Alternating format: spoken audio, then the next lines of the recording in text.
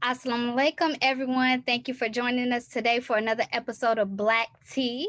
So today we have a guest, it's Sister Tariqah Muhammad. She has her story, and I'll get into a little bit about who she is before we bring her forward. So Sister Tariqah is a staff writer and contributing writer for the Final Call newspaper, Black Girls Nerds, and Joshua's Truth, and a visual storyteller for Piercing Star Art. So I did not know that she wrote for multiple publications. I just knew of the Final Call newspaper. So that is awesome. So thank you, Sister Tariqah, for joining us and sharing your energy. And we look forward to learning more about you. So, before we get into the four segments, we first like to have a book reflection. And so the book that we're currently reading is Naturally Beautiful. And we're currently on chapter 1. I think this is what this chapter is called. In episode 8, I think we is when we learned that there were two chapters in this, two books, so to say, in this one book. So that's chapter 1, right, Sister Faye? Yeah. Yes, ma'am. Okay. So no, actually, we're in the introduction. We're in the introduction, which is titled Introduction to Queen of the Planet Earth. So, Sister Tariqah, did you get a chance to read it? If not, then we're just gonna jump into the questions. No, I did get a chance to read it. That is, if I'm not mistaken, it's page 111 to 114. Yes, ma'am. Yes, ma'am. I did get a chance to read it. Absolutely beautiful. Yes, Beautiful. ma'am. Praise be to Allah. Before we get into the questions, was there anything that you want to share that stood out, or would you prefer for us to get into the questions? Well, I prefer to get into the questions first because mine is more towards the end where I started to really get into it. So I'd rather, talk about it first. Okay, yes, ma'am. No problem. Okay, so one of the questions that I had based on this is what I got out of the chapter, not the full chapter, but just as I was reading it, it made me think about the ways that we as women need to be rebirthed. Just had me thinking about that because Sister, this is an introduction to Queen of the Planet Earth, but also in it, like Sister Ava is telling us that we have to learn how to live in the moments. And honestly, I don't remember exactly the statement that really drew me to think about this question, but what it was like the thing that I was getting from my perspective of reading the chapter. So one of the questions that I have is in what ways do you see that women need to be rebirthed?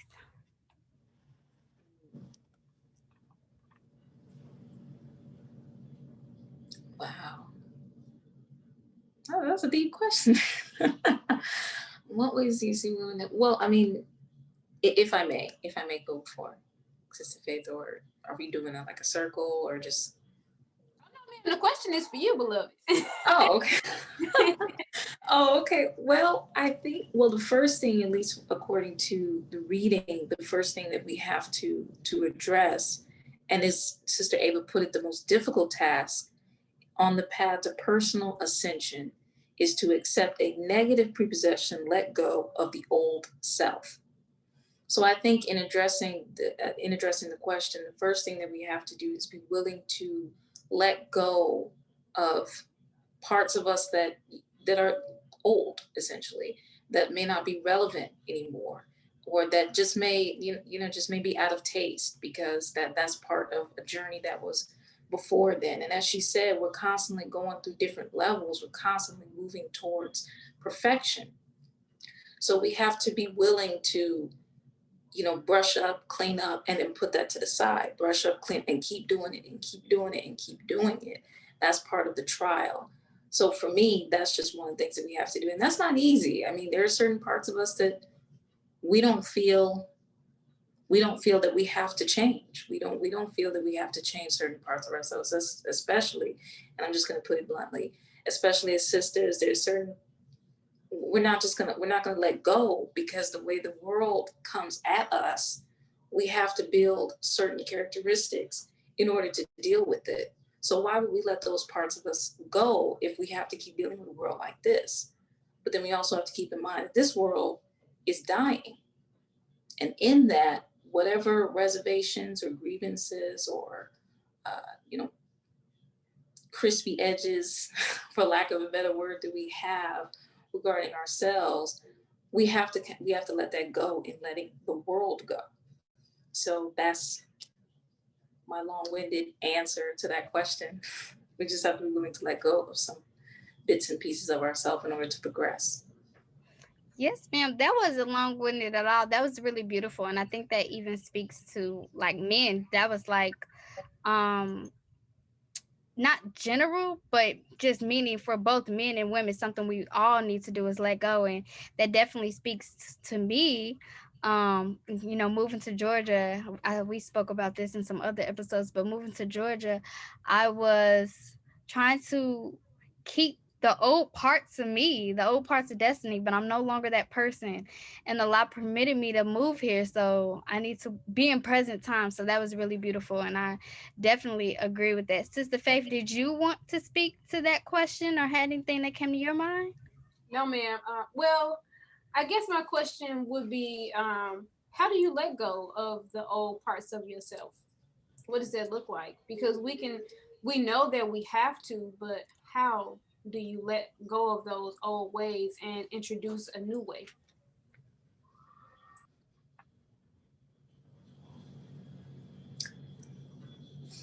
Well, if I may, put my little humble opinion out there, uh, the way that I personally deal with that is by just thinking about how perfect Allah God is. And in that, He's very adaptable to many and everything. And I have to learn to be adaptable to changes that may or may not go along with my plans because I'm not the best knower. So my plans may not very well be the best plan. Allah is the best planner. So I have to accept that if my plan doesn't go the way that I want it to go and another plan, all about me. This is not Sister an insult to Tariqah, my plan, the way I do things. Yes, ma'am. you froze, so we Can you lost. hear me? Yes, ma'am. Can you hear me? I can hear you. Yes, ma'am. Okay, you froze. You started talking about um Allah's plan being the best plan, and then after that, it froze. Oh, okay. Well, I'll go back.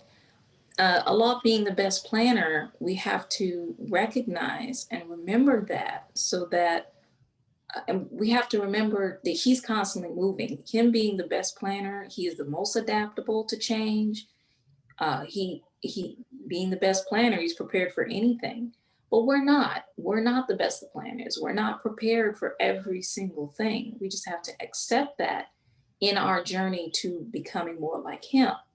So, in that, when things don't go our way, we can't be stuck with, my planning, my effort, my time, has been wasted.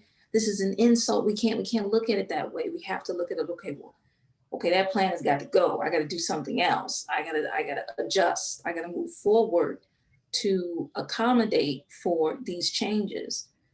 And so that's part of getting rid of some of the old parts of you, being willing to let go, to accept the changes that are out of your control and to accommodate and to adapt to them. And if you can do that, that shows that that shows your level of trust with the higher power.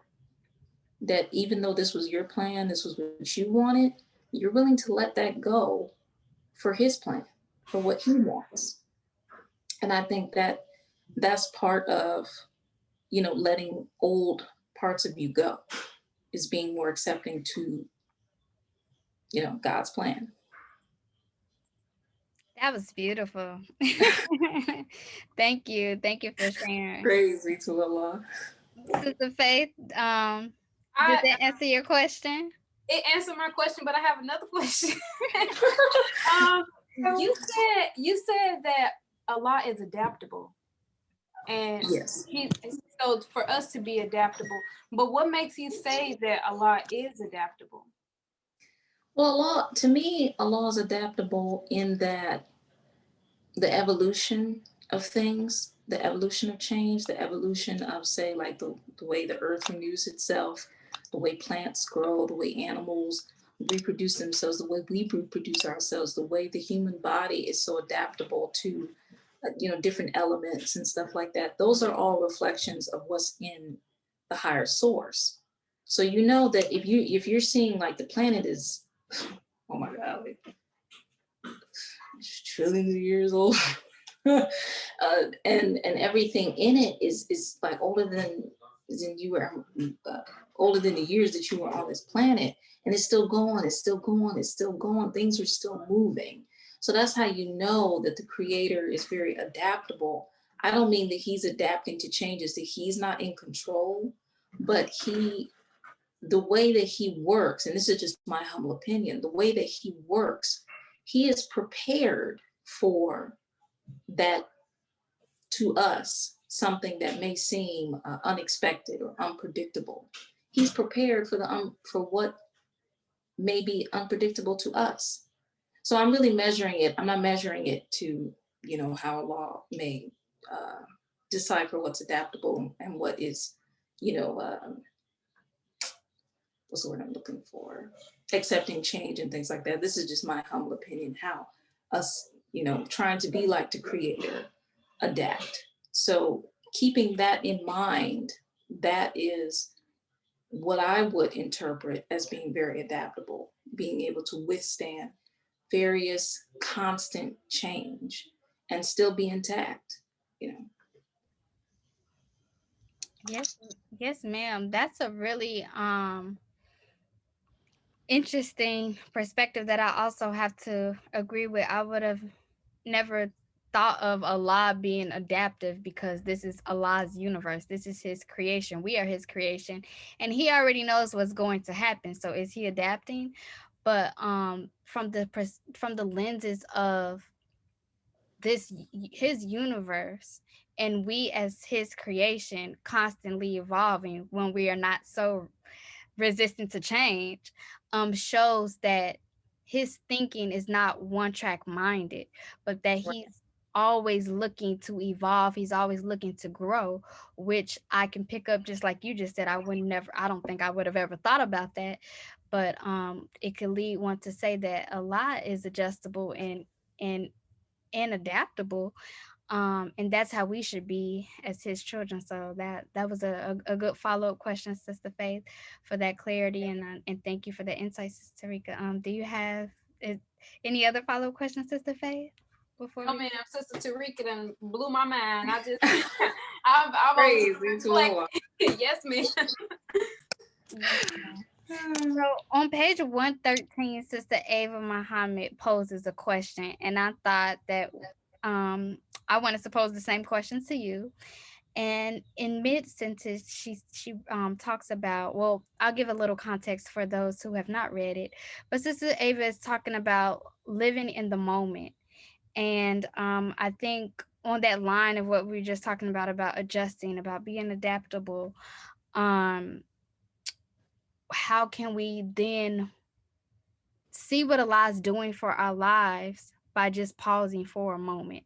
So the question that Sister Ava poses on page 113 is, doesn't it make sense to stop and try to understand this moment so that we can respond wisely to the next one? And so um the way that the question is posed would mean that you need some additional context to answer it, but on a sense of, without necessarily going into anything specific unless you choose, um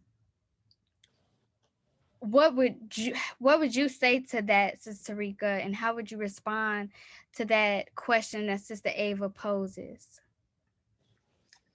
Well, in my humble little opinion, I would say absolutely it makes sense to stop and try to understand a moment.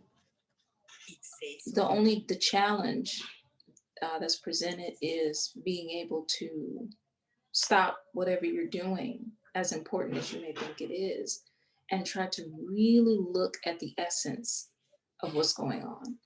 And funny enough, I had that very experience today. Let's see. I got a last minute text from the editor of the Final Call newspaper. Well, it was a text from the managing editor. And she told me to go ahead and submit a story that was about a forum. Now, I hadn't even started on it. And it was a couple of hours before I was scheduled to do the National Network View interview. So that meant that I had to stop thinking about that, stop preparing for that, and focus on a very heavy conversation between a bunch of representatives, pastors, Congress. That's a huge switch for me. And then go right back to the National Network interview right afterwards and finish the article in time. Okay, you're back. Okay, so you said that you had to pause and then you were about to continue. Oh, right. I had to pause from thinking about the National Network View interview to work on the assignment. Now, this was a heavy assignment for the Final Call, at least for me at the time being, because it was kind of last minute. I wasn't expecting to do it just then and there, and it was pretty heavy, and I hadn't started on it. So that means I got to sit at my computer for an hour or two and really dig into it, and I was totally not prepared for that. So I'm like, you know, I mean, man. But I know my option for me, there's no, man, I'm not gonna do it. I'll do it tomorrow. I can't tell you what to do. I'm at home, working from home. I can't think like that. This is my job. So I have to go, okay, Allah, obviously, I can handle this because you gave it to me. So I said, okay, fine. I'll go downstairs. And then before I got started on the piece, I said, oh Allah, this is for you. Everything that I'm about to do right now is totally for you. Because I don't want to do this. This story ain't got nothing to do with me. This is for the Final Call. And that work is for that's for him, because I'm trying to serve the nation with this. And that was my way of kind of breaking down the moment to really understand what Allah was trying to tell me. See, if I just went into my emotions about it, I don't think the article would have gotten done. And I certainly wouldn't have put as much energy and effort that I did put into it, like I really wanted to. But then again, Allah doesn't give us anything that we can't handle. So He knew that I could get it done. Obviously, He knew I could get it done. He knew I could get it done in a decent amount of time for me to be able to prepare for the National Network View. So that says to me, even though I didn't feel like doing it, that's that kind of workload. And it was a bit stressful. It was stressful. But that kind of workload, not only can I handle, but I can handle and improve on for the next person. So if somebody who, I don't know, is writing or what have you, wants to come into the Final Call, or simply just going through what I'm going through in their own separate entity, I can share that experience and let them know, well, this is what I did. This is what I focused on in order to get through with that. So for me, it was more sort of teaching experience for myself, knowing how much I can handle and still, look half civil, even in the face of a camera and whatnot, and still, have my mind together, as well as perhaps have something to share with somebody else who may be going through it, who may not be able to handle it, who may not be handling it in such a way that, they feel is best. Maybe we can, bounce stories or something like that, whatever the case. But that's my example of taking a moment. And that's in prayer. Prayer will make you do that. Prayer will make you be like, how do I feel? Well, I'm not thinking about it. It makes you think about your thoughts during prayer. It makes you think about your thoughts. It makes you think about what you last saw. In Dianetics, they ask you, what's the somatic of the situation? And you literally have to go through that when you're in prayer too. You have to pay attention to your thoughts, how you feel, how you present yourself, what you see yourself as during prayer. It's all part of it. What do you smell? What's the environment like, and things like that. So that's my answer to that question, my example of taking a moment settling in the moment and trying to see what Allah is trying to tell you. I just have to pause and say you have a very gentle spirit. I haven't had the opportunity to see you in such a long time, but it's just so gentle and peaceful, and I would even say soothing. And it's just really nice to listen to you, and you are glowing. So thank Praise you for God. sharing your energy with us and your mind. I'm really enjoying listening to it, and we're only in the first segment. Sister Faith, before we move on to the next segment, did you have a question? No, ma'am. I'm just loving these responses, and I would have to agree with everything you just said. Praise be to Allah. That's all I can say to that. I'm glad it's making sense. A lot of sense. Do you have anything that you want to share about Naturally Beautiful before we go on to the next segment? Well, for all the listeners, please get yourself a copy of this book, because this right here, I call it the prerequisite to it can be prerequisite for any book. But for Sister Ava's in particular, the Real Love book, I think this is definitely a prerequisite for her. I read it twice, and then I also started studying Real Love with it. And of course, Sister Ava goes right to the source in both books. But in this particular book here, talking about the woman and our natural position in the law of order of things as a second self of God, she breaks it down in so many different ways. I'm about to die. In so many different ways that it'll make you read it twice. It'll make you pull out your highlighters and go over it again and again and again, because there's so much, and because she breaks it down in so many different ways, all cohesive though. But I think it's a very good book that every sister should definitely have. Yes, definitely agree with reading Naturally Beautiful before you read Real Love. And even if you read it before, read it again. This is my second time reading it, and it's nice. It's been nice to read it and have discussions with Sister Faith and then our different guests who have come on. Even one episode we had my husband, and to hear his perspective on a chapter was interesting. And it was more relatable because it just ended up aligning where it wasn't like particularly where Sister Ava was just talking to the sisters in that chapter. But even if someone has read it before, I advise you to read it again, especially before you get married and while you're in the process of being married, because I'm reading it and I'm like, oh, Sister Ava, you talking to me? I got some things to work on. So, Absolutely. Yeah, so absolutely. praise be to Allah for that reminder. Okay, so our next segment, which I just think you're one of the perfect people to get into this discussion, because you have already brought Allah into the conversation in your responses, and as you share your own reflections about your relationship with Allah. So just to give some insight into this segment, we we're just talking about before you get married, read Naturally Beautiful. But a lot of times we're thinking about who will we be married to, who would this man be like, and then we get married, and sometimes you just get consumed with this person. But we should always be on the journey of constantly courting Allah, constantly going to Him, seeking Him, and constantly seeking His will for our own lives that really don't belong to us, even though we're the people living it.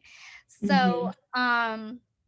before we actually get into the segment, usually we just jump right in, but because something I remembered about you, but also because of the energy that you're just showing up with, and it's not just like you're showing up with like this is just like a show, but like this is just who you are. I just wanted to ask if you could share what it personally means to be a writer and visual storyteller. Well, for me, it means that you hold a responsibility to really apply actual facts, and that means to represent something as it is, It's very challenging, and I'm speaking specifically about being a writer. When you're working in, say, news, and you have to write a news story, you can't put your own little spin on this. You have to be obedient to the principles and the rules of news writing. And of course, working for the final call, news writing is a little bit different than, say, news writing out in the world, because we only print the truth. That's what we strive to do. So you have to be very careful and cognizant of what you're typing and what you're putting into this piece. It has to be actual fact. It can't be a guess. It can't be what you are 99.9% sure about. You have to be 100% about it. And that's not always easy to do if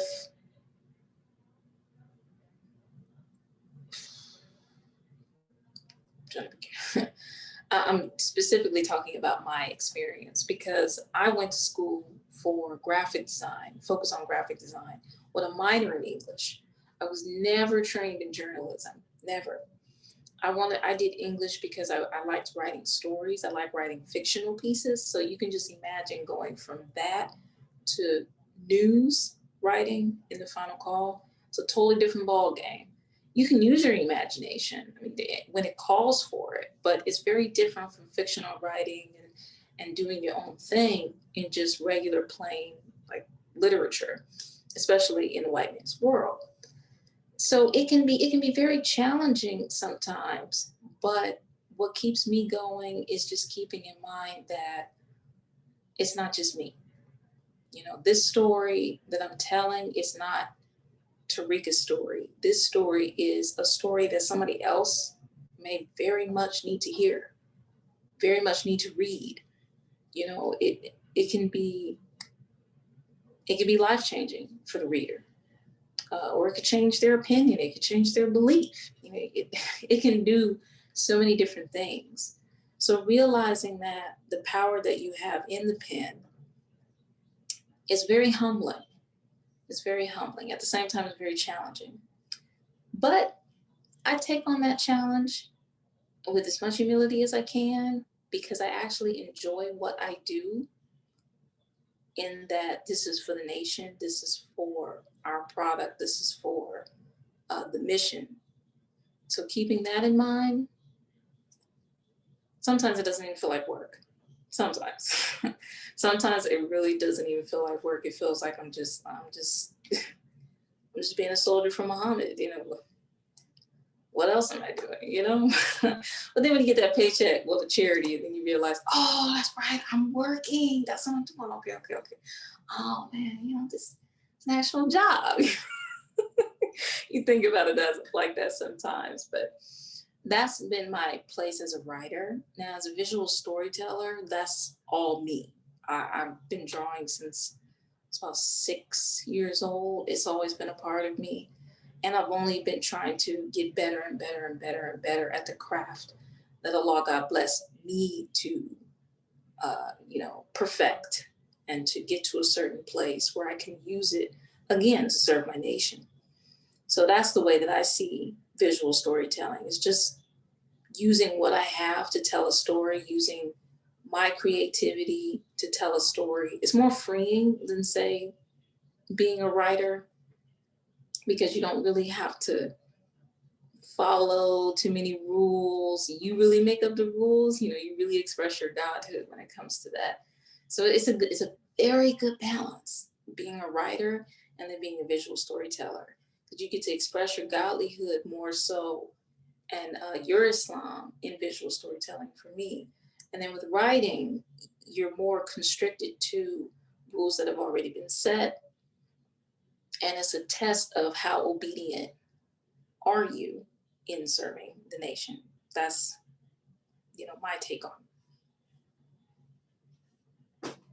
Yes, ma'am. I think that I'm so happy I asked that question first versus last, because I think that that sets the tone for the questions that Sister Faith and I have for you regarding you being a writer and regarding you also being a visual storyteller. So, um the first question I have for you, um, because the way that you speak to writing, I'm specifically asking this question in regards to you being a writer, but correct me if I'm wrong, and let me know if it's also in terms of you being a visual storyteller. So, would you say that writing is an assignment from Allah God?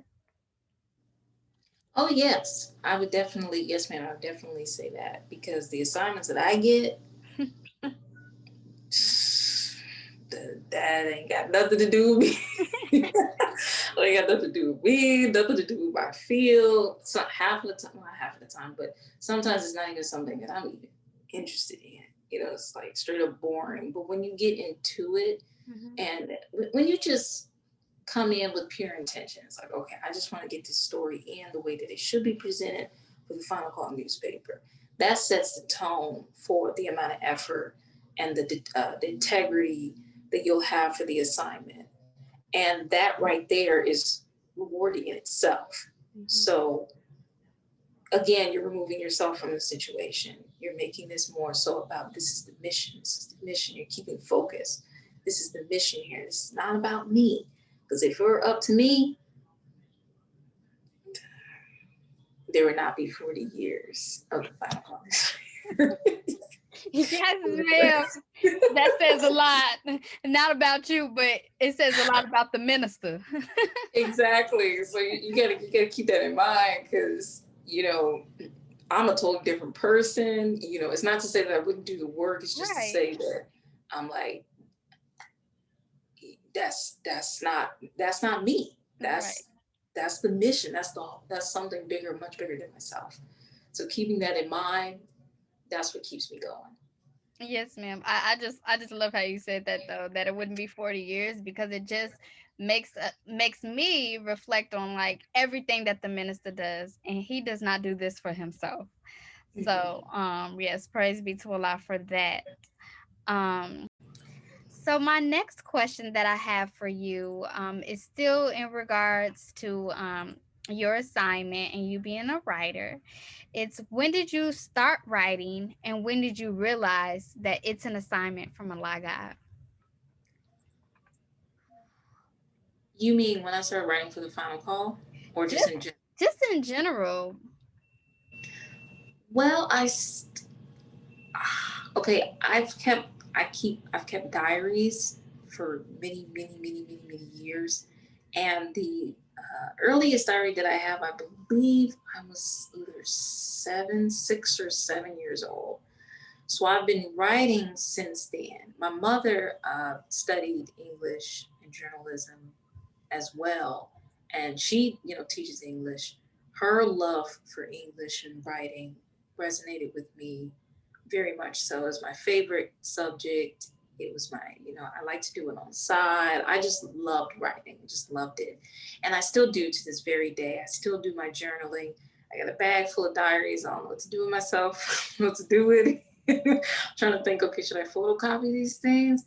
I don't know. All I know is that every day I get this itch that I gotta write. And okay, I don't want to veer too far from the question, but writing, I've turned writing into more so of like a self study.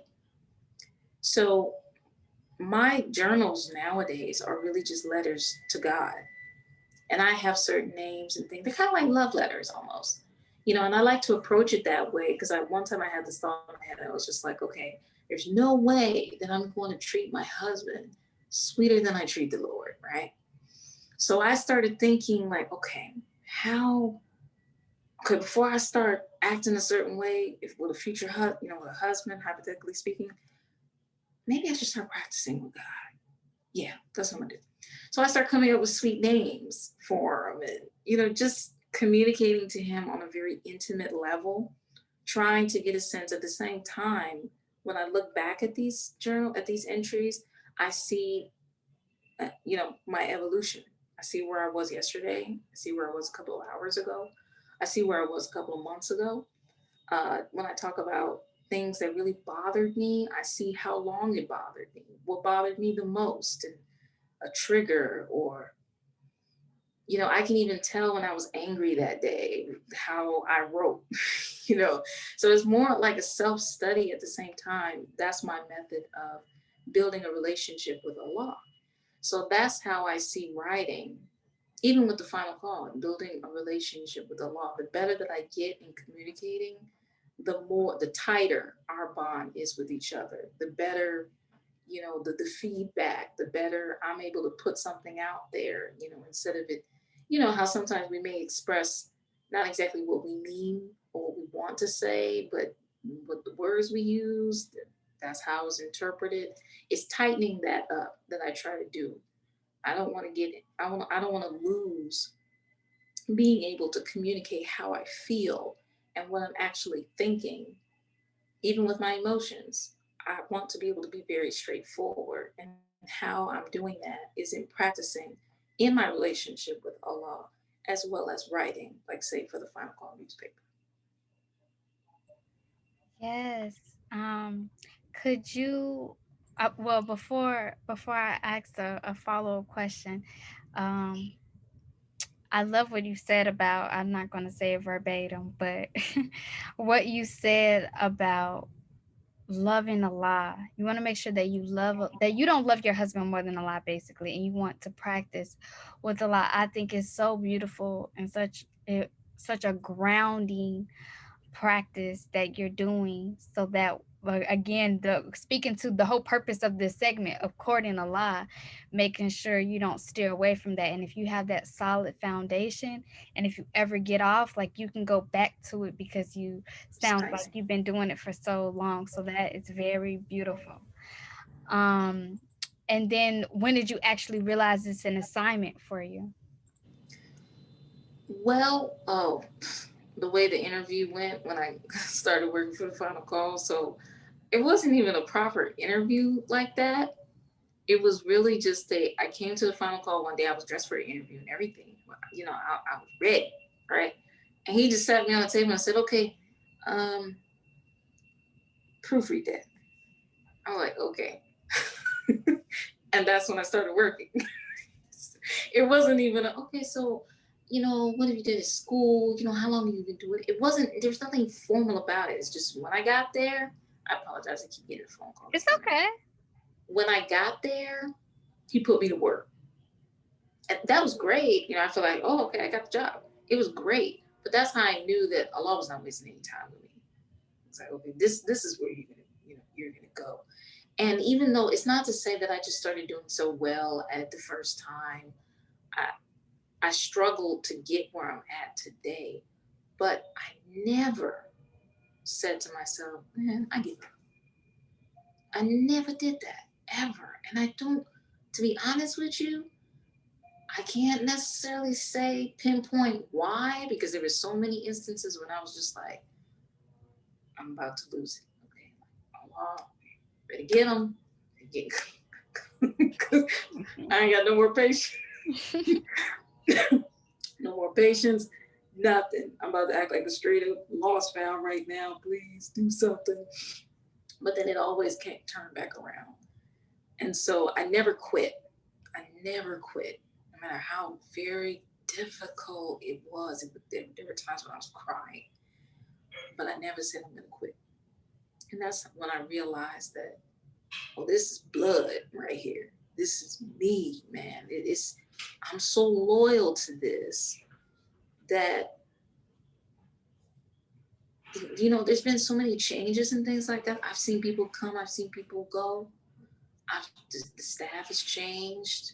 We've done so many different things. But I never said to myself, you know what, maybe like in maybe 2 years, I'm going to go ahead and try something else. No, I said, the way I see it, Final Call ain't going nowhere. It's going to be with me. I'm going to be with it. So as long as there's a Final Call, I'm there. And that's how it's like that's my livelihood right now. And that's when it started to dawn on me, damn, like, I think I'm where Allah wanted me to be. Because I'm not going to give this up without a really good fight. You got to take everything from you. You got to take away my sight. You got to break my limbs. And even then, I'm going to find a way. I'm going to find a translator. I'll find somebody to do the writing for me. Look, look, man. You know, I'm gonna really fight for this. And when you want to fight something that hard just to serve the nation, because I'm not getting like a serious benefit out of this. You know, I am getting a benefit, but I'm saying like material wise, I'm not getting a real like huge benefit like that. But that doesn't even matter because the benefit that I see is in helping the nation. This is what I do. This is my service. This is my livelihood. My livelihood is in servicing the nation. And because I can write, I have those skills and that ability, and I've been doing it for so long, why wouldn't I attribute it to something like the final call? So, and that's when the realization came to me that this is where God wants me to be. It's not easy, but I can't give it up. You know, I can't just stop, you know. I feel too strong about it, feel too connected to it, feel too energetic and passionate about it to even think about changing lanes. I mean, improve, but to stop, never. Yes, ma'am. I'm just enjoying this. So when my next question is, what have you learned about yourself and Allah God being a writer and visual storyteller? What have I learned about myself? Well, I've learned some pretty things and some ugly things in the writing process. I'm gonna start with the ugly because you want to end on a high note, you know. Or with the ugly, I learned that I can sometimes I'll get lazy if I'm not pushed. And I don't mean lazy as in I'll procrastinate or not do anything, but I will find the easiest route of doing things to the point where, you know, it looks lazy. It just looks lazy. I can be very impatient with myself and with doing something that I'll skip a process or I'll skip a little bit more time to just go ahead and get it done and get it out the way. And sometimes that's good. Sometimes that can be good for, say, like a newspaper because you want to get stories out as quickly as possible. But at the same time, there has to be a balance with that because you don't want to produce misinformation. The worst that you have to do, the worst that you would have to do is to make a correction and the paper already printed. That's like a writer's, for me, that's like the worst thing ever is realizing, oh my God, there's something incorrect. It's totally wrong in the paper and it's already printed. Like, and that's happened to me before. And that's because somewhere in there, I just didn't double check. And that's like a flaw for me. That's like, because you're just moving too fast. You know, essentially that's what it is. You're just moving too fast. So I learned that. I learned that I'm gonna just name three per category. I learned that I can be very moody even with my work. And moody is in sometimes I will put something off or just, you know, not put my all in terms of mental energy into something like into an assignment because I feel some type of way. So that often shows me that sometimes my emotions will get in front of what's important. And I got to watch that. Otherwise, it'll start to affect my work and therefore affect my contribution to the nation. That's a no. That's not going to happen. But that's that little demon right there. You know, you got to watch that. You got to make sure you don't go too far. Your emotions are important, but they can't come before the mission, you know. And that's the negative parts. The positive, I learned that I'm very adaptable to extreme conditions. And I'm not saying life or death, but I'm saying, like, for example, this computer I got, this was before this computer. It was a like the oldest Mac ever. I think it was like the second one that was ever built. And I got it back in 2013 or something like that, with my little paycheck, with my little $600. And I started working on that computer. That thing was shut down 20 minutes from not being charged in, so I couldn't take it anywhere without the charger.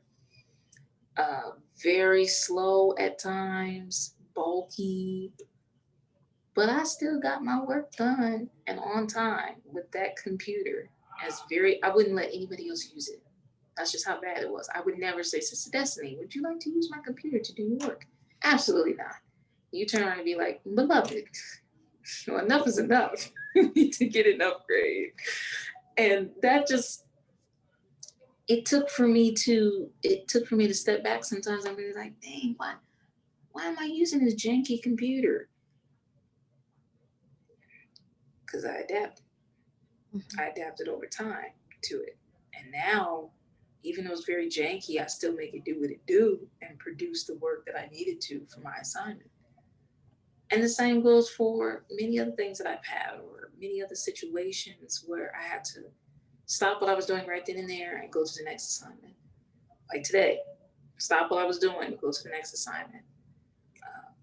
When you get called randomly to go do this or go do that, or go call this person or call this person, I've got over 150 contacts in addition to the 150 contacts that I already have in my phone that are just strictly from the final call.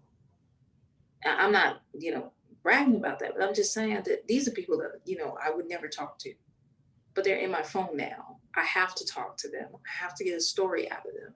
So that means I got to adjust to 150 different personalities that I would never have to if I didn't work for the final call. That's a lot. That's a lot. When you think about it, adjusting to 150 different personalities to get a story, 150 different stories from these individuals, and you want to tell the truth. You don't want their spin on it. And not all of these are believers. You don't want their spin on it. You want what actually happened. You want the truth. You have to narrate it. You have to control the interview in such a way that you get the answers that you know that you need. Not what they necessarily want to tell you, but this is what you need to get from them. That takes adaptability, because you have to kind of adjust to their personality, and then you have to stick with the assignment that you were given. You have to do that in interviewing and trying to get information. And this is not just with interviews. This is with dealing with people with social media. You got to present yourself a certain way, and they may come at you a certain way, but you still got to represent who you are. I'm talking about in terms of the nation and servicing the final call. You have to adjust. So learning, that's the second thing that I learned about working for the final call, that I have that in me to be adaptable. And last thing,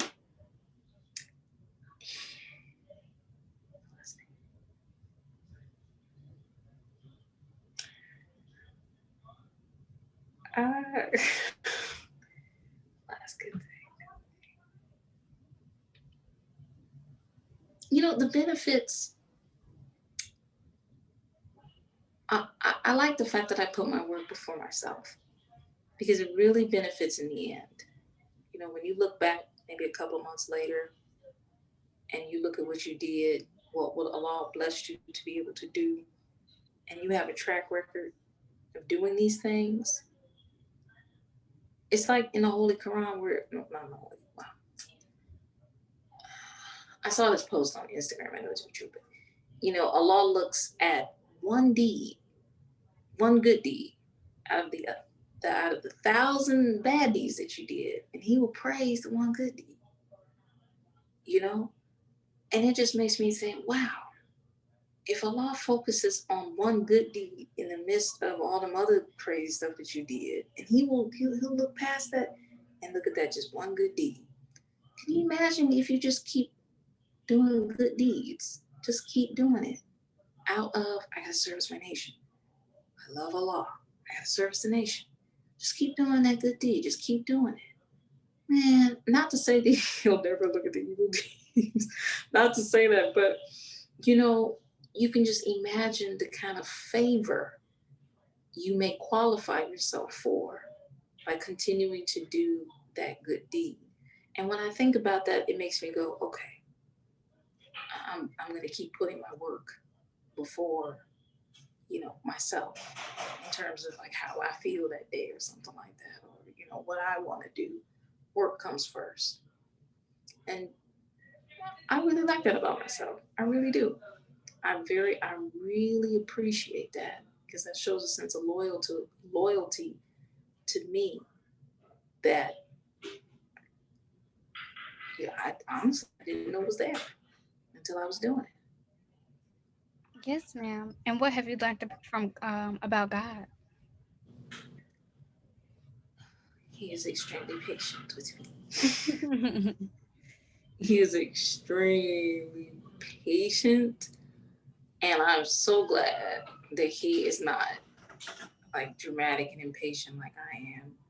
I'm just like thank you for not thinking like me. Thank you so much, God, for not being moody like me. Imagine if you were God, like you were the Lord of the worlds. Oh my gosh. The world would be in shambles. Yeah, if I was, it surely would be. Yeah, it would be crazy. So, just that's a relief for me. It's Mhm. like I'm so glad you're the best knower and that I hope that you're guiding me through this because that's the only way I'm surviving right now. And the fact that I know I'm doing a good job when the minister reads the draft and he don't ask for me talking about sister. Why did you do that? That's never. Praise be And to I pray it never does. I pray. praise. I pray I'm in the position to keep producing well so that I never get that phone call. I never have to explain myself. So every time I don't get that phone call, I'm like, I did it again. I served the Lord the best way that I could. And I think he's pleased. Okay, cool. Yes, ma'am. Praise be to Allah. That's big. Yes, ma'am. So, shifting from you being a writer and a storyteller, and I think it's going to come up again in a later segment, but what have you learned about yourself and Allah God while being the oldest sibling? Because I think it says a lot when you're the oldest of a sibling, but it's not just to one, but to multiple. So what have you learned about yourself, being the older sibling? Hmm. Well, I'm going to talk about the hardest part about being an older sibling is when you realize that other people are watching. And for me, I'm a perfectionist. I don't like to, I'm not very quick to do something only to make a mistake and then other people see that. And I'm not afraid to make a mistake, but I'd rather not. I'd Mhm. rather do it right the first time. So, but this is like one life, that nobody ever showed me how to be Tariqah because there's no other Tariqah on the planet Earth. Nobody is ever going to live my life. So I can only go by the teachings, what my parents, train me to do, what they say, what the teachings say, all of that. That's all I can do. And sometimes you still make mistakes, and your siblings are your audience, and they see that, Mm. and you're just like, that's crazy, because I just did my best and I still messed up. And Yeah. they just looking at you like, ain't gonna follow you no more. It's like, dang, man. But it's my life is not theirs, and their life is not mine. Right. So they're not gonna necessarily deal with the exact same thing that I had to deal with being Tariqah. You know, they may deal with what I dealt with, but not being Tariqah. It was that particular difficulty for me. It went the way it went for me. You know, it was my struggle, my personal struggle. So I hope that that's the difference that they see, that just because I handle it a certain way, that I did it a certain way, doesn't mean that you have to do it that way. Doesn't mean that that's the standard. This is just how Tariqah dealt with it. Even though I am the older sister, you know, the oldest sister.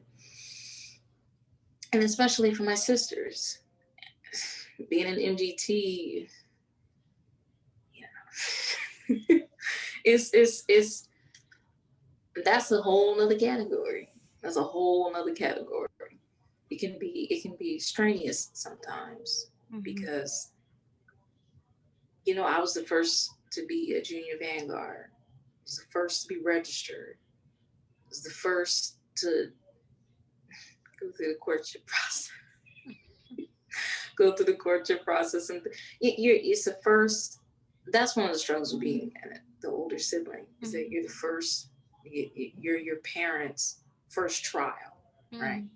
And whether they get it wrong or right, you're still the first. You know, you still got to deal with it. Sometimes I look at my siblings and I'm like, you kind of lucky, you blessed, because you got options right now. I didn't have any options. I didn't have an older sister to be like, okay, I'm not going to do that. Or I didn't have an older sister to go like, okay, I think I'll do that. Okay, I think I'll do that. Yeah, but I'm going to kind of do it my way. You know, I didn't have that kind of opportunity. I just, you know, first, first child. So first trial, you're first to do things. And that's not always easy. Sometimes it's very, very difficult. And then you realize people watching, especially younger sisters and younger brothers, they're watching you. And they may be watching you in ways that you didn't even realize. So it's like being a parent in a way. It's like being a parent. It's like,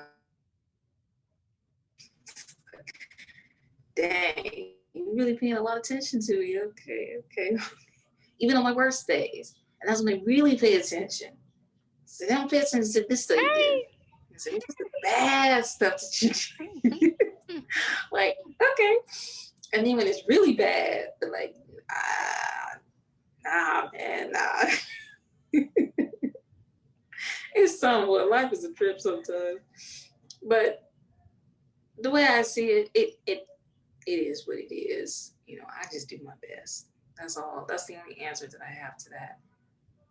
Facing that challenge is just doing my very best. Hopefully, it'll inspire somebody what to do or what not to do. But I inspired somebody. You know, I inspired something. So that's in a nutshell how it feels to be the oldest sister. And what have you learned about God? And being the older sister.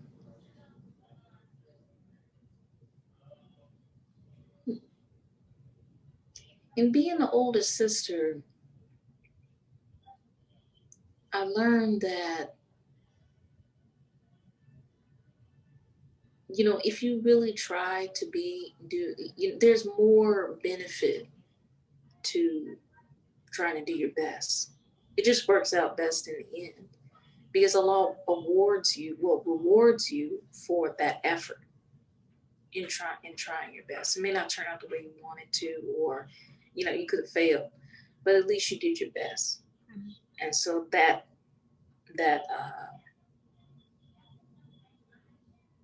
I wouldn't want to be in a situation where I didn't do my best. I didn't really do anything.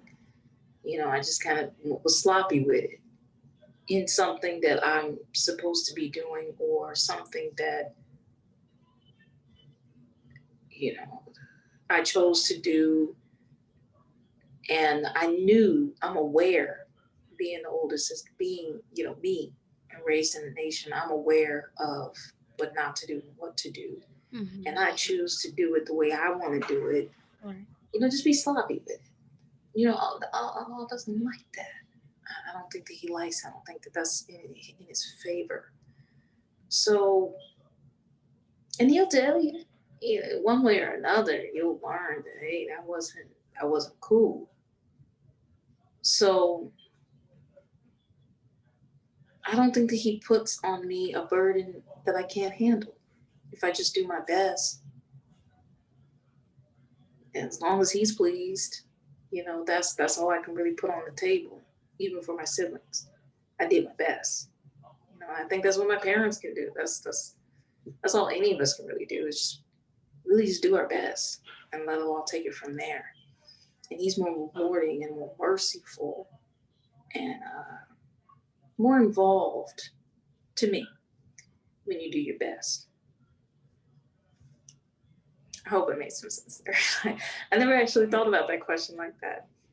Yes, ma'am. I haven't either, so I want to think about it for myself. But I don't know. It came to me when we were preparing, and I thought I should ask that. So I'm gonna also reflect on that for myself. And so now, thank you for answering. Now transitioning to our third segment, maintaining peace, and it's along the same lines of being a sibling. So, um, with maintaining peace, how do you keep the peace with your siblings? Because I know that's not always easy to do. No, ma'am, it's not. It's there. It's a trial every single day. From the moment you wake up. Can you imagine being woken up to the clanging of dishes?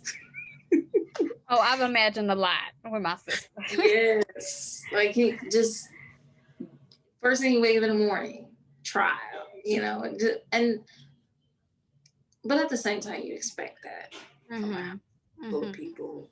So you can't get too mad at that. At least I try not to. I can't just be like, why can't you all just disappear? We all know that's not possible. So why even go there? Why even entertain that thought? Just accept it as is. You're in a house full of nearly 9 people. You're not gonna get the quiet time that you would get if you were just by yourself. It's not gonna happen. Right. So to maintain the peace, I do my writing. I do my journaling and then letters, like I call them. I do that to maintain a sense of peace. And I have to be firm with the personal space that I put aside for myself. Like, even if my mother comes in and she wants to tell me something that's just so amazing, I have to say, Mom, could you hold on? Just give me a minute. I want to finish my writing. And she respects that because she knows what I'm doing. So she's like, oh, okay, and leaves me alone. And for me, that's very peaceful, because I need that time to myself. Um, I keep my space, the space that I have for me.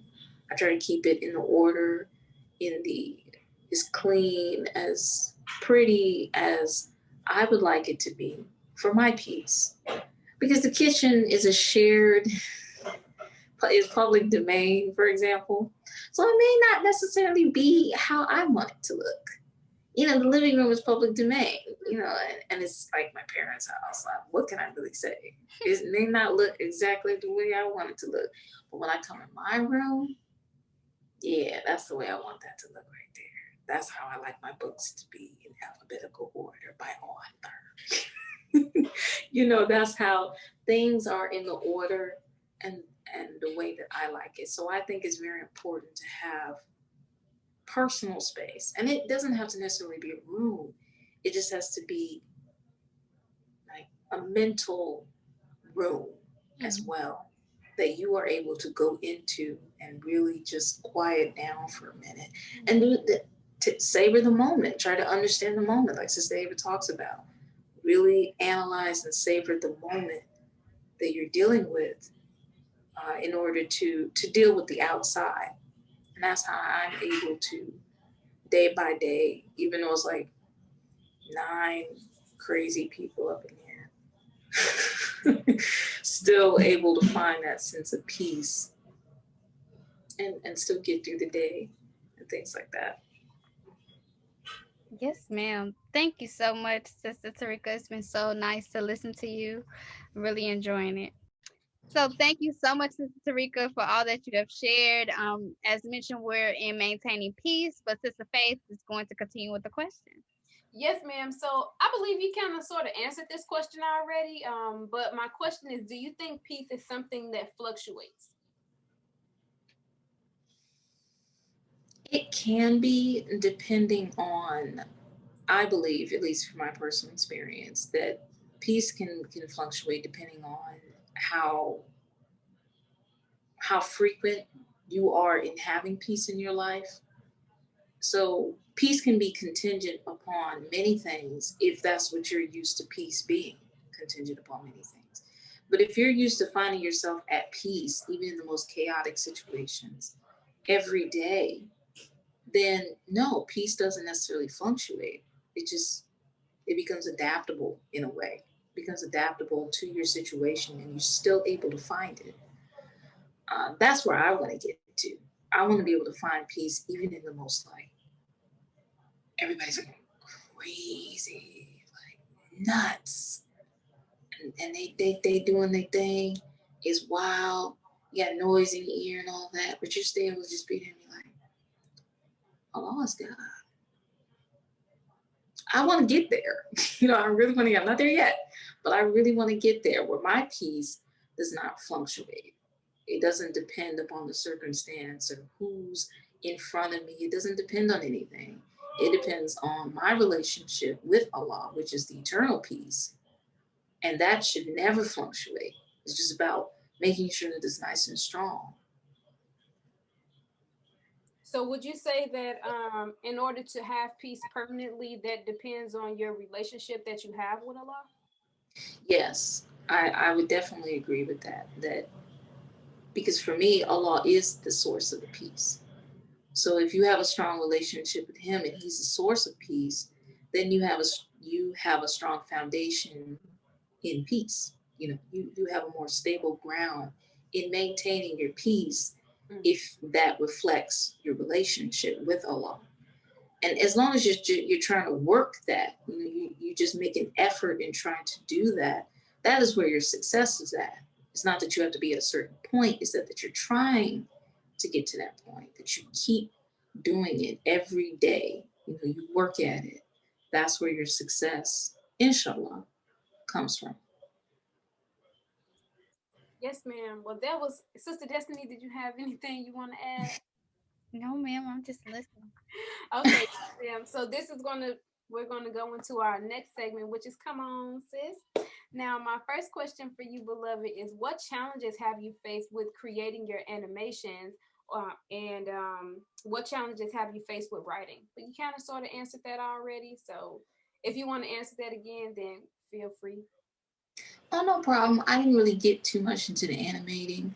With the animation and the visual storytelling, as I like to call it, my challenge, and I know that this was a challenge for a long time. I know there are many challenges, but this one was the one that's really stuck out to me. And it's being confident in my uniqueness of how I present my visual arts.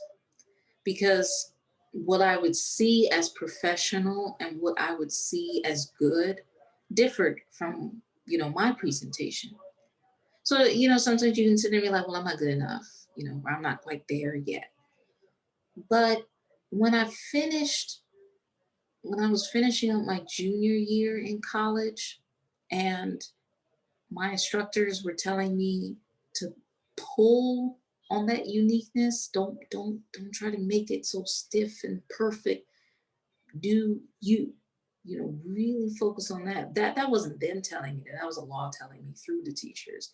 Don't be so focused on trying to emulate a standard by the world of perfection and professionalism, and something that's right, but really try to pull into what Allah gave you and try to perfect that. There's a difference. And so when I tried to do that, when I focused on doing that, I realized it was more freeing. Is people want to see that. People actually want to see more of you. What you uniquely draw, how you draw. Not so much as can you you know how well can you shade a hand or whatever, you know, that people, okay, that's nice. It just looks like a well-drawn hand, you know, that's nice. But what if you just drew the hand the way you wanted to draw it? And it doesn't have to be necessarily realistic, but it's how you interpret it. That's what people are interested in. So when I started focusing more on that, I realized that that was where the success was in my art. And I'm not saying I'm the most successful person right now, but I'm just saying that I find that's what people like. It's my style, it's how, it's what Allah gave me. That's what people are attracted to. And that's what I have to open up and be free with. And that's a challenge. That's not always very easy, because at the same time, there are standards in the graphic design industry. There are limitations. There are uh, expectations, you know, from people that you do a certain thing a certain way, that you draw a certain way or do something a certain way in a certain program. There's all of that. And the challenge for me is staying true to my uniqueness, as well as being able to compete in the professional world. So that's for the visual arts part. The writing, I would say the challenging, if that was the question, what's been challenging about it? Yes, ma'am. Yes, ma'am. So the question: what challenges have you faced? Okay, what challenging? With the writing, I never studied for journalism, so, and I was deemed a journalist. I still am deemed a journalist. So I'm literally learning as I'm thrown in the deep end. Like we like to joke, my editor likes to joke a lot. He's like, I'll just throw you in the sharks and hopefully you swim, you know? I'm like, damn, okay. But you learn that, you know, for me, I learned that I'm a survivor. You know, I'm gonna get it done. Even if I come back chewed up, I'm still gonna get it done. You know, because the way I see it, I'm doing this for the nation. I'm not just doing this for the editor. I'm not just doing this for, you know, for the sake of reaching a deadline. I'm doing this for the newspaper, for the nation. So if I get thrown in the deep end, yeah, I'm gonna swim. I'm gonna fight. I'm gonna do whatever I need to do to get this done. Because it's not just about me. It's never just about me. And that's a challenge at the same time, because you don't always feel like doing the work. You know, you don't always feel like getting out of bed. You don't feel like talking to 150 people. You don't feel like talking, not all the time. You don't feel like talking to too many different people, or you don't feel like, some days you don't feel like talking to nobody. You have those days. But, and those are the challenges that sometimes I've had to face. I really just, I'm like, I'm not in the space to talk to anybody right now. But then I sit back and be like, pretty sure the minister felt the same way, you know. Pretty sure Mother Khadijah felt the same way. Pretty sure Master Farah Muhammad, he had his days too. But he got done. So I say, okay, all right. Get it done and then move it out the way. And then I can sit back and address what's going on with me. But never let that hold back from the mission, is my point. Yes, ma'am. So my next question, actually, and I believe that you answered it in terms of overcoming those challenges. Would you say that focusing on the minister, Master Father Muhammad, and Mother Khadijah are ways to help you overcome those challenges? Oh, most definitely, because they've dealt with challenges that we probably will never have to, you know. So, I mean, what are you whining about? You know, when you really think, not to say that your feelings and your challenges are not important, far from it. It's just that sometimes when you know you're getting real deep, like you acting like real, you getting real deep in your feelings. For me to rise above that, I have to look at it like, that's from Muhammad went came 9,000 miles North America by himself. And you mean to tell me you don't feel like getting out of bed? I'm like, dang, that's crazy. And then I get out of bed. Yes, ma'am. And do the work. So that's how I deal with that. That's how I, you know, try to balance that out. Yes, ma'am. Wow, That's a very interesting way of looking at it because and I thank you for saying that because I know I have struggles where I'm like, I'm not about to get up right now, but having that on the forefront of my mind, or even with the minister being on the forefront of my mind, I believe that'll change a lot of it'll change with me thinking I don't really feel like it right now. So wow, yes, ma'am, you are really grounded in. How do you stay so grounded in? Well, just from what you've been saying, it seems that you are really grounded in Islam. Is you're grounded in the teachings, and how do you stay grounded? Like aside from being, being a part of the final call, how do you maintain that? Well, I try to find, I try not to never forget. I just try to constantly remind myself of where I came from and what, you know, who I belong to. So as long as I keep that in mind, it's very difficult to not find the teachings in something, to not study, to not do anything related to the nation. It's difficult when you constantly remind yourself to be grateful for being in the nation. Part of my prayers is always thanking Allah for everything, for everyone that's in my life. And so you think about, well, there are many things that could have gone wrong, or there are many things that could have been my trial that weren't my trial. There were many hurricanes, to just to add some visuals, but there are many hurricanes that were prevented from coming my way, and that's only from the grace of God. So when I think about it like that, I owe it to myself as well as the people around me in terms of being an older sister or an example, or just being a sister, period, to continue to immerse myself in the teachings, to continue to do it. And I kind of, when you do it for so long, you start to really love it, because at the same time, there's so many benefits and you don't see it right away. You see it as kind of like a constraint at first. But when you keep going into it, you start to realize that constraint just helped you from breaking your neck, or that constraint, that constraint just saved you from a lot of pain or a lot of problems. And you're like, wow, okay. Let me keep doing that. Let me keep studying. Let me keep going into the teachings. And on top of that, there's nothing in the teachings that isn't applicable.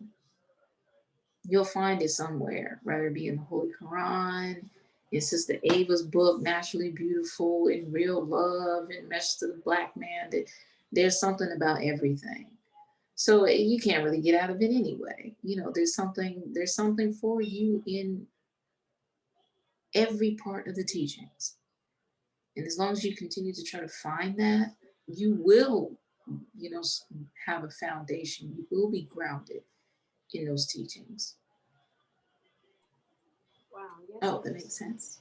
That yes, ma'am. It made a lot of Crazy to a lot. Yes, ma'am. Sister Destiny, did you want to add anything? No. No, ma'am. Okay, yes, Sister Tariqah over here teaching. She's giving us Oh, look. Take Yes, note. yes, ma'am. Okay, so now we're going to go into our last segment, which is self-care. And my first question for you is, why do you think people associate self-care with being physical only? Well, I think for now, people associate it with physical only because physical is very important. I mean, that's very critical, but it's more of the preliminary stages of anything. It's the physical, like in love, when you fall in love, it's the first thing that you notice about a person. Well, in any case, not just when you fall in love, but the first thing that you notice about a person is their appearance, whether you consciously pay attention to it or not. It's the physical. And that's kind of like the way humans take in things. It's the physical, it's the sight of it, the feel of it, and all of that. So I think this self-care, it's not relatively new, but I would say that it's still in its beginning stages, where especially us sisters, Black women, are really taking it very seriously as though we need to make this a part of it. It's very important, but it's still kind of new to us because for so long, we've been told that we're not important. We just keep working and working and working and working and working, or, we're not worth anything. So the self-care, of course, is much deeper than just fluffy slippers and candles and candlelight dinners. It's much more than that. But for right now, it's just we're discovering it. So that's what we're going to approach first, which is the physical and how it feels and all of that. I'm pretty sure the spiritual aspects of it, which is beginning to make a scene, that the spiritual and mental parts of it are going to start being just as important and just as promoted as the physical. But for right now, we're kind of, just making our way into it. Yes, ma'am, and that definitely makes a lot of sense. And I will have to agree with that. It is something because I really hadn't known too much about self care, and when I did hear about it, it was more so of, oh, get your nails done, your hair done, and your feet done. But as I started to learn more about it, for me personally, I was more so interested in the self care of my mind because I noticed that wow, I have a habit, or I used to have a habit of dwelling in negativity. And coming into the nation, you hear, you're it's a lot about your mind.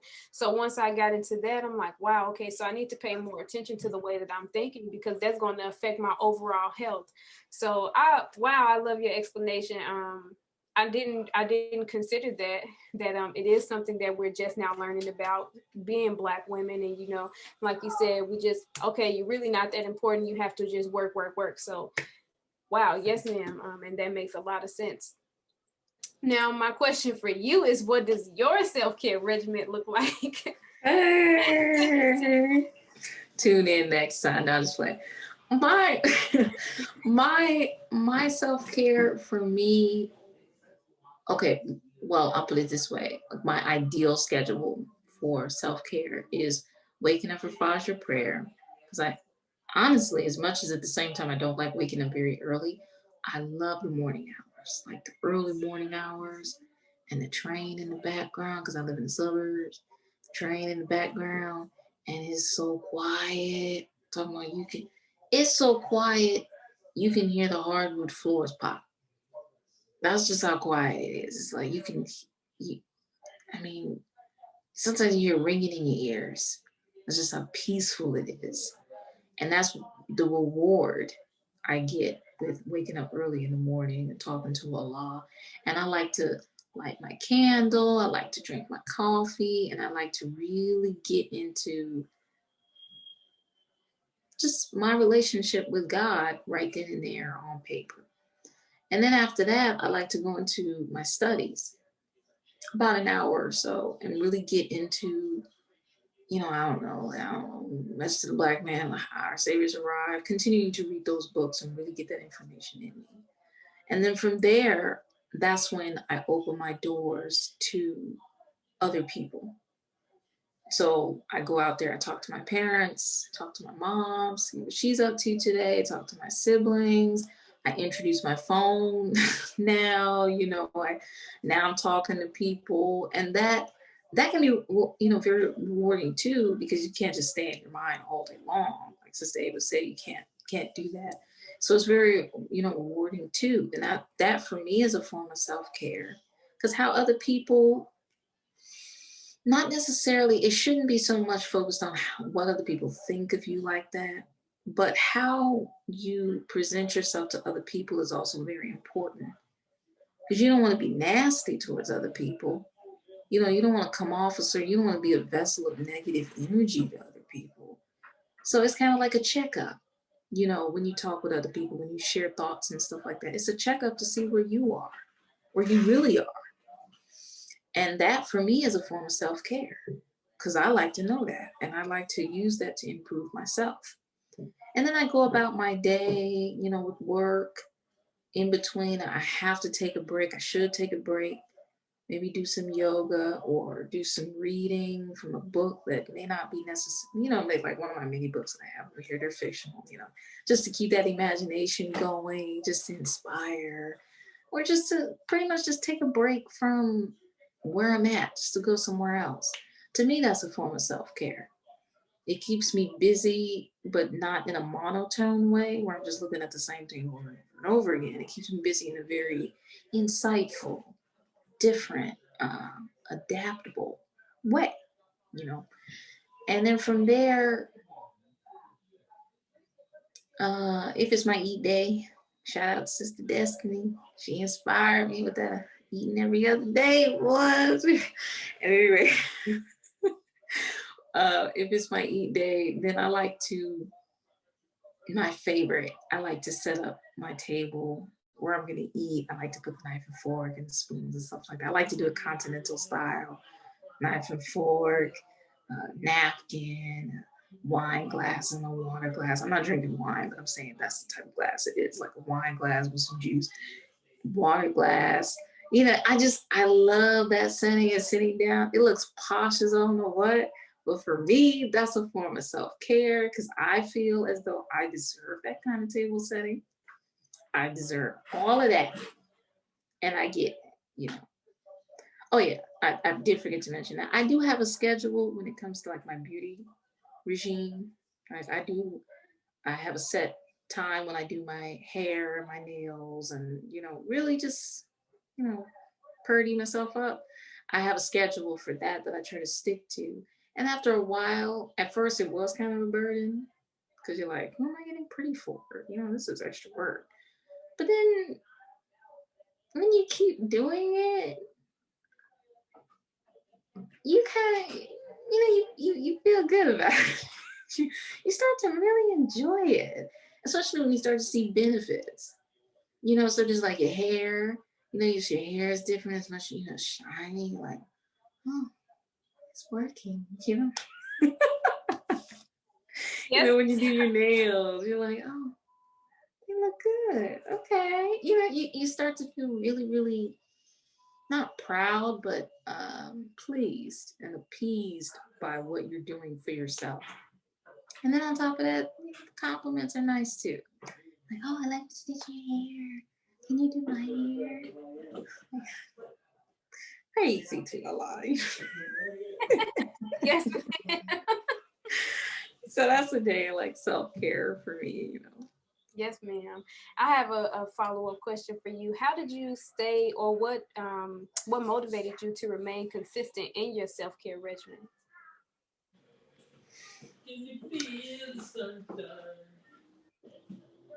Honestly, I was doing it. I was already doing it before, so I'm not going to say that's where it started. I was already doing it before, but I became stricter. I'll just say it. I'm just being real. When I got into a courtship. Yes, ma'am. Because I was constantly on camera, so I couldn't. It just goes to show the nature of a woman, like Dr. Ava says. That's it. It's nothing wrong. Yep. Wow. Yes, ma'am. And I was like, okay, I need to be a little bit more strict with my regime. It's for me, but at the same time, like other people are seeing it too. So you're like, okay, because you forgive yourself sometimes if you don't do your hair that day. But other person be like, dang, man, and you don't really want that. Yes, ma'am. So I became a little bit more stricter, like time-wise, because I didn't used to necessarily have a time for it. I just kind of did it when I felt like it. Well, what I mean is I did it when I felt it was necessary. But in front of other people, especially, definitely, and a courtship will do that to you, where you like, I think I'm gonna try a different polish today. Yeah, I think I'm gonna try something different. I think I'm gonna try a little something different with my hair. Not to show it, but I'm saying, you want to feel a certain way when you're in front of the camera. You don't want to feel like you just wore the same thing yesterday. So you want to kind of switch it up and change things up. And that, I'm just being real. That honestly came with the courtship because it's kind of like, put your best face forward, and all that good stuff. So, but I appreciate that. I really do, because I've enjoyed being more stricter in my self-care. I very much enjoyed it. And even no matter what happens, I'm gonna continue with that routine. Yes, ma'am. Sister Tariqah, you are such a beautiful sister. I just love your spirit. I'm really glad that you decided to join us. You shed so much light and wisdom and knowledge, and I really appreciate that. I just wanted to throw that out there. But Sister Destiny, did you have something that you wanted to add? I don't have anything to add. I'm just sitting here listening. So, Sister Tarika, I'm actually that same question because we have completed our 5 segments. Do you have anything else that you would like to add, whether it be something we discussed or just something that came to your mind or something that you subconsciously been thinking about or consciously been thinking about as we've been having this conversation? Anything else you want to add? Well, n- not off the top of my head. I want to thank you all very, very much for inviting me. I honestly thought it was going to be like 12 other sisters on here, and I wasn't going to get a say so whatsoever. I didn't know it was going to be this person. So what's coming out of me, what I'm talking about, I will say that I'm kind of surprising myself. Um, I'm really just answering the questions, that's all I'm doing, but I'm also analyzing my own answers and looking at like, oh, I didn't know it was that put together. I didn't know it clicked like that until I said it. So I'm learning a lot. I'm actually learning a lot about myself as we're doing this here. So I'm answering these questions. I'm learning a lot about myself. Oh, that's like that's an actual fact in my mind. It's not a theory. It's an actual principle. Okay, okay. So I very much appreciate this opportunity, very much. Praise be to Allah. This has been so reflective, even though you have been the person sharing your personal experiences, your personal just your thoughts, your mind. It has allowed me to look at myself a lot, and I know I'm going to be listening to this over and over again. Like I listen to it, the episodes, I listen to it at least once just before posting, but like I know I'm gonna be listening to this one multiple times. So thank you so much. I really appreciate it. And I Praise think the the faith Lord. and I will be talking about this one for a while. Ma'am, yes, ma'am. Praise be to Allah. That's all I can say. Yes, ma'am. Praise be to Allah. So that's it, Sister Faith. Well, that will sum up today's episode. This was episode 17 with our beautiful, beloved sister, Sister Tariqah. And we thank you so much for joining us. And thank you for listening to Back Tea. Assalamu alaikum. Thank you for having me, and wa alaikum salam.